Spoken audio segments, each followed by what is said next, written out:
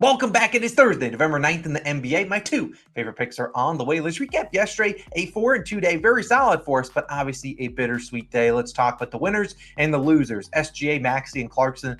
I mean, all of those were pretty sweat-free. I mean, SGA cashed easily in the third. Maxey cashed in the fourth quarter pretty easily. And Clarkson had like 15 or 16 at halftime. So we'll take all those guys cashed. And now we had that Ingram and Zion same-game parlay. When Zion got ruled out, the odds really shifted to like minus 170. So while it was a winner, not really great value there. Now we did have that Hornets same game parlay that lost. LaMelo, we needed 10 assists. I think he ended with 7.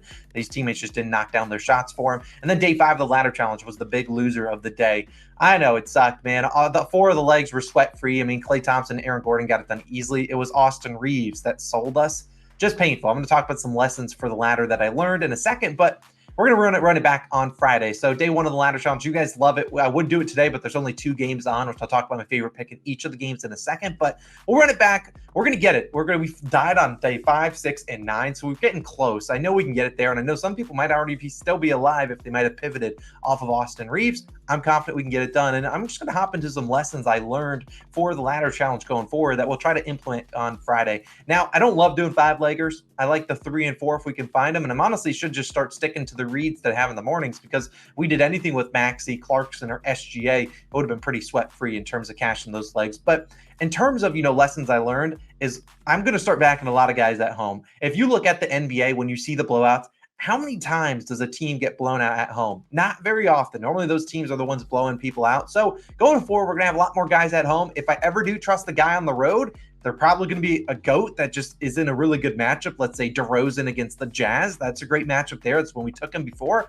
Or there's just a team that, I don't expect a very good team like, let's say, the Celtics to get blown out by an inferior team like this, let's say the Spurs. That could be a matchup that I would like to target if maybe the Celtics are on the road. That game I think will be close because there's kind of a mismatch in teams, but a team playing at home kind of builds up their, how good they are. So we're going to try to kind of tweak some things. Obviously, we still got plenty of season to go, but I'm confident we're going to get it done. I promise you guys, we're going to complete this ladder challenge. Day 5 was just a little bit of a taste of, oh man, we got a chance, and I think we're getting it done. So like day 1 of the ladder challenge restarts on Friday. Hopefully you guys are amped up as I am. But let's dive into the picks today. It's 2 games. I'm going to start with 2 picks. We're going to start with the guy on the thumbnail, the guy on my shirt.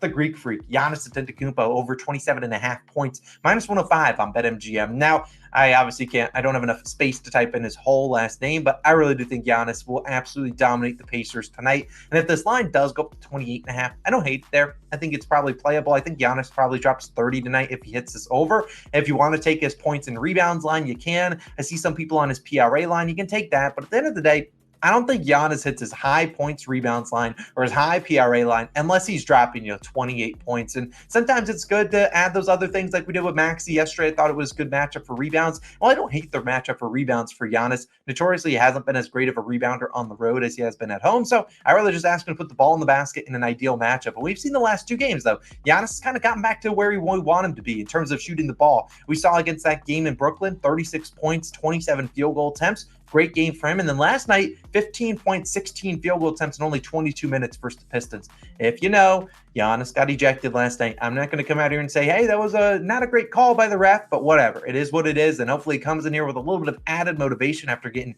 just tossed out of last game, which was kind of garbage. But either way, this is a terrific matchup for him. And if you're concerned about a back-to-back, Giannis is over this line in 12 of his last 17 back-to-backs, dating back to 2022. So he's not really a guy I'm concerned about potential rest. Heck, they could even rest Damian Lillard tonight. That wouldn't surprise me. This is a guy that had dealt with injuries all of last season. But then they expect both these guys out there. And this is a perfect bounce back spot for Giannis against the team he has dominated. His last 7 games versus Indiana, 35.7 points per game. He scored 25, 26, 30, 38, 40, 41, and 50 points, going over in 5 of 7 games. The Pacers allowed the most points per game in the paint, 61.3 per game. The next closest is 57.3, which I believe is the Dallas Mavericks. I mean, that's quite the gap. 4 more points per game in the paint.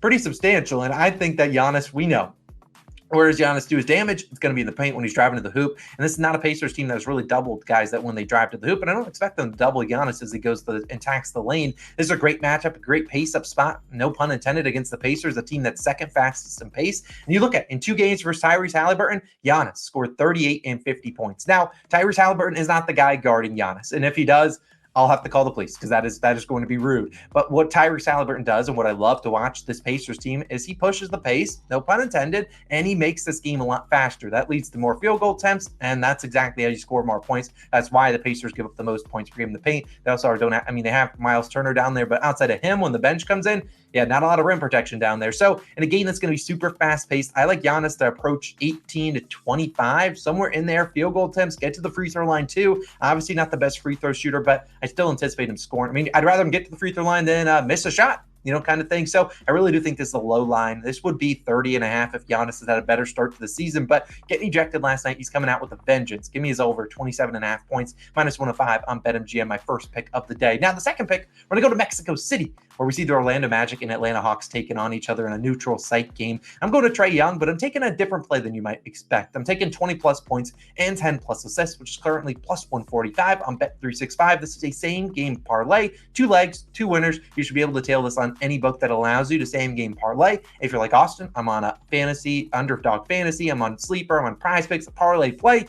Yeah, I know you can't tail a same game parlay, but I do like Trae Young's over 33.5 points plus assists. If I had to pick an individual line, I like his points, honestly, the most, but I do think that he can get 10 assists in his sleep, which he does pretty occasionally. And at 10 assists is a little bit juiced, honestly. But you look at next best odds for this parlay, +145 on BetMGM or Bet365, risking 1 unit. Also +124 on DraftKings. FanDuel only +104. So if you have a different book, definitely try to plug it in there. But let's talk about Trae Young this season. He has scored 20-plus points in 6 of 7 games and had 10-plus assists in 5 of 7. So pretty good hit rates for each of these two individual legs. Combined, he has 20 points and 10 assists in 4 of 7 games this season. So pretty good. If you look at his misses, one game he ended with 8 and 9 assists. He already had the 20 points. And then the other game, he had 18 points and he had 12 assists or something like that in that game. So we're seeing him get real close to these lines every single night. We're asking him to get 20 and 10 against a Magic team that I think he can certainly do that. And while you look at Trae Young, he has cashed his 20 and 10 SGP in 4 of 7 games. He's only cashed his over 33.5 points plus assists in only 1 of 7 games. So you see the advantageous spot to back this 20 and 10, not only for +145,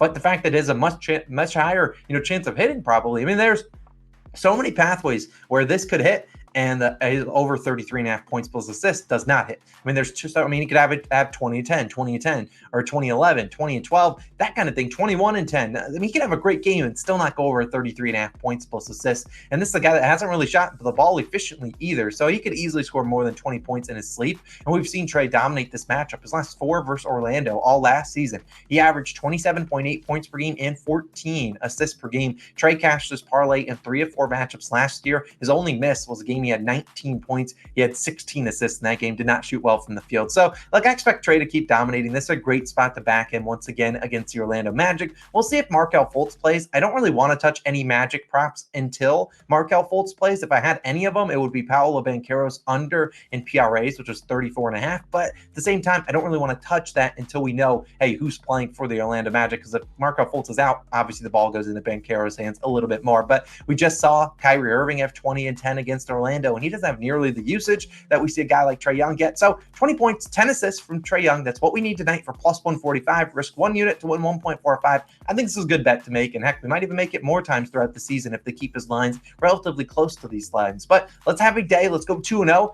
And let's just dominate. If you want to go check out my favorite picks for Thursday Night Football, Panthers versus Bears, that video is posted right before this one. I'll link it on the screen and in the pinned comment down below and in the description. I know, sad day when the ladder loses and we got to recap it, but we'll be back on day 1 tomorrow. We're dominating. We've learned some lessons. We're going to implement them and hopefully crush the books for the ladder challenge. As always, we tail them for 1 unit as well, just to make up some bankroll, because I'm confident that in the long run, we are going to hit the ladder challenge at higher than a 50% clip, and they're all plus money. So if we hit better than 50%, we'll end up making some more money than that in the long run. But my name's Austin. I'm signing out. Check out that Panthers Bear video. Also, we have a new second channel video where I went to a Texas Longhorns game. Go check it out. It's only like 4 minutes long. Go show it some love. I'm Austin. I'm signing out. See you guys in the next one. Peace.